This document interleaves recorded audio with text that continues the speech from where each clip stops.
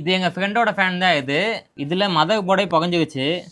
நம்ம இதில் இருக்க மோட்டரை கழட்டிட்டு இந்த பவர்ஃபுல்லான டோன் மோட்டரை போட்டுட்டு எவ்வளோ காற்று வருதுன்னு பார்ப்போம். மூக்கு புடப்பா இருந்தா சில நேரத்தில் இப்படி எல்லாம் யோசிக்க தோணும். இதில் இவ்வளோ பெரிய மோட்டர் கொடுத்துருக்காங்க. நம்ம இதை எடுத்துட்டு இந்த மோட்டருக்கு போட பார்க்கலாம். இந்த மோட்டர் எப்படி உள்ளே மாட்டுறது, இந்த இடத்த கட் பண்ணி நம்ம அதை மாட்டி பார்ப்போம்.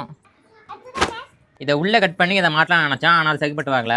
இந்த இதை மாட்டினா தான் இது டைட்டாக இருக்கணும்னு அவசியம் இல்லை. இதில் 2 ஸ்க்ரூ போட்ட மாதிரி கொடுத்துருக்காங்க. நம்ம இதில் வச்சு டைட் பண்ணி பார்ப்போம் எவ்வளோ ஸ்ட்ராங்காக இருக்குன்ட்டு. நல்லா ஸ்ட்ராங்காக தான் இருக்குது. இந்த மோட்டர் எங்களுக்குள்ள மாட்டுறதுக்கு ஒரு ஸ்ட்ராங்கான சப்போர்ட் வேணும்.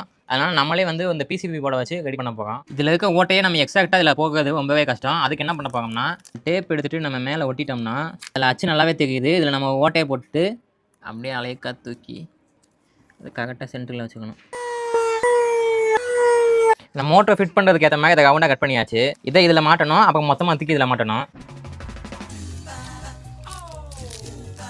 இந்த வயர் கனெக்ஷன்லாம் எக்ஸ்ட்ரா லென்த் பண்ணிட்டு நம்ம உள்ளே மாட்டியாக்கணும். நம்ம இந்த கக்கையை எடுத்துகிட்டு இந்த கக்கையை போட்டுக்குவோம். இதோட ஒரிஜினல் பவர் சப்ளை நல்லா தான் இருக்குது, அதனால் நம்ம அதையே யூஸ் பண்ணுவோம். மோட்டருக்கு டேரெக்டாக பவர் சப்ளை கொடுத்தா வேலை செய்யாது, அந்த கண்ட்ரோலாக இருந்தால் தான் வேலை செய்யும். இதை முன்னாடி வச்சுட்டு டைட்டாக ஒட்டிக்குவோம். ஆன் பண்ணி பார்ப்போமா?